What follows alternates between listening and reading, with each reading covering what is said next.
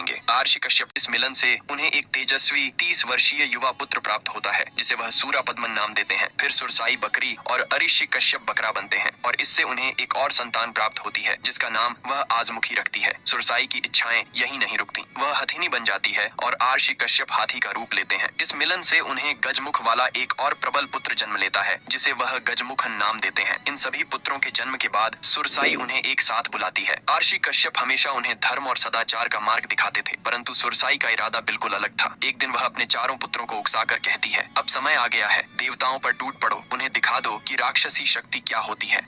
एक दिन आर्षि कश्यप विश्राम के लिए एक साध्वी सुरसाई की कुटिया में पहुंचते हैं। सुरसाई की उदारता और सेवा भाव से प्रसन्न होकर आर्षि कश्यप वहीं ध्यान में लीन होने का निश्चय करते हैं। कुछ समय बाद जब आर्षि कश्यप उससे कहते हैं कि वह प्रसन्न है और वर मांग सकती है, तो सुरसाई उनसे विवाह का वरदान मांग लेती है। वह यह शर्त भी रखती है कि जब भी हम संबंध बनाएंगे आप मेरे अनुरूप ही रूप धारण करेंगे। आर्षि कश्यप वचन दे देते हैं। सबसे पहले सुरसाई सिंहनी का रूप लेती है और आर्षि कश्यप सिंह बन जाते हैं। उनके इस दिव्य मिलन से 20 वर्ष आयु का एक पुत्र जन्म लेता है जो जन्म लेते ही हजारों सैनिकों का स्वामी होता है। इसके बाद असाधारण पुत्र के लिए सुरसाई राजकुमारी और कश्यप राजकुमार का रूप धारण करते हैं। इस मिलन से उन्हें एक तेजस्वी 30 वर्षीय युवा पुत्र प्राप्त होता है जिसे वह सूरापद्मन नाम देते हैं। फिर सुरसाई बकरी और अरिषि कश्यप बकरा बनते हैं और इससे उन्हें एक और संतान प्राप्त होती है जिसका नाम वह आजमुखी रखती है। सुरसाई की इच्छाएं यही नहीं रुकती, वह हथिनी बन जाती है और आर्षि कश्यप हाथी का रूप लेते हैं। इस मिलन से उन्हें गजमुख वाला एक और प्रबल पुत्र जन्म लेता है जिसे वह गजमुखन नाम देते हैं। इन सभी पुत्रों के जन्म के बाद सुरसाई उन्हें एक साथ बुलाती है। आर्षि कश्यप हमेशा उन्हें धर्म और सदाचार का मार्ग दिखाते थे, परंतु सुरसाई का इरादा बिल्कुल अलग था। एक दिन वह अपने चारों पुत्रों को उकसाकर कहती है, अब समय आ गया है, देवताओं पर टूट पड़ो, उन्हें दिखा दो कि राक्षसी शक्ति क्या होती है।